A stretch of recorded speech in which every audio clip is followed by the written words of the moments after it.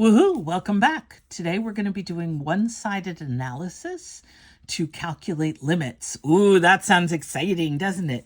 Woohoo! So where are we going to start? We're going to start with this rule that said that in order to have a limit in a function, the limit actually has to hold from the left and from the right. So remember when we did this, and you have to come to the same point.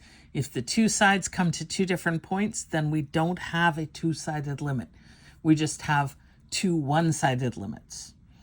And we're going to use this fact to help us work with a particularly difficult function, which is the absolute value. And in order to work with absolute value, I want to remind you of what the graph looks like. Basically, absolute value says whatever the input is, whatever x is, let y be either 0 or the positive version of that number. So if you put in 5, you get out 5. If you put in -5, you also get positive 5 out. And what ends up looking, this ends up looking like a V. And later on in the class, we're going to realize that this is really problematic because things that are pointy like this down there at 0 that come in at a corner, they're not going to be very easy to work with. So we're already getting kind of an impression that this is going to be a problem child when it comes to functions.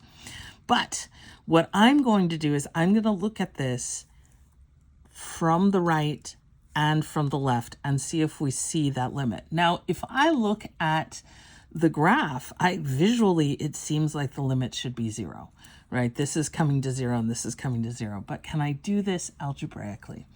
And in order to do this algebraically, the answer is yes, I can. But I have to rewrite absolute value of x. It actually is kind of a piecewise defined function because two different things are happening.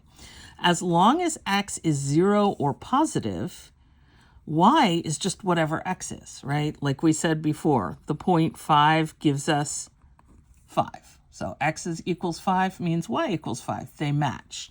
So absolute value of x is just whatever x is, as long as x is greater than or equal to 0. However, over here, what we're saying is if x is negative, let's say, give me an equal point over here. If x is -5, I still want y to be 5.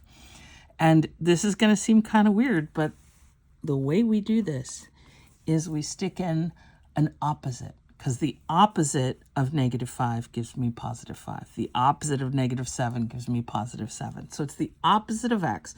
Remember, this doesn't always mean a negative. It just means change the sign. So let me make a note right there. Change the sign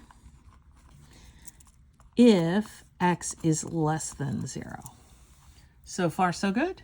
So we've got basically two different functions coming into that same shared point at 0, 0.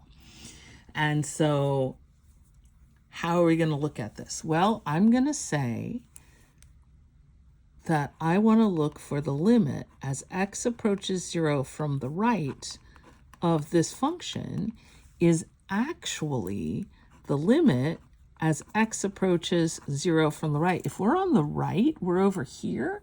So we're in this land. So it's just the limit of x as x approaches 0 from the right. And you'll remember from our limit laws, if we take the limit of x as x approaches a number, it's just equal to that number. So that's nice.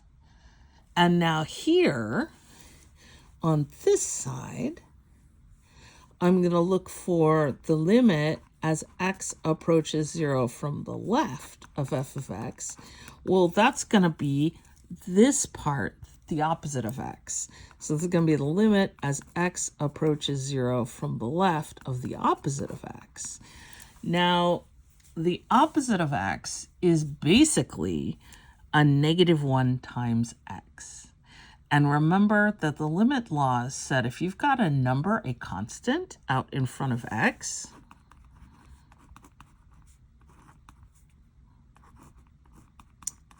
like that, which is basically what the opposite of x is. I'm being very formal here.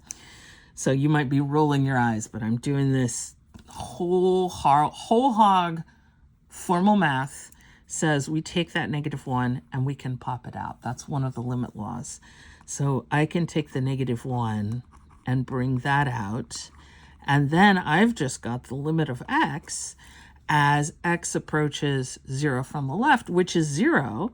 So then we've got -1 times 0, which is 0. And then we say, oh, yay. I don't have all my words today, but yay, some version of yay, woohoo. That we notice that the left over here, the limit is 0, and the right is 0. So the one-sided limits agree. So, can you see this? Not quite. So, it's running into, spoilers, this is the next video I'm going to do. So, if the one-sided limits agree, then the two-sided limits agree. So, the limit as x approaches 0 of the absolute value of x is 0. And we never have to do that one again. We can take it as a given. Woohoo! It is true! Yay! Okay, we did it. Woohoo! Congratulations, you made it.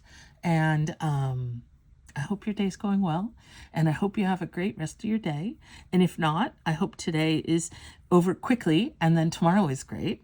And otherwise, just remember to math on and woohoo.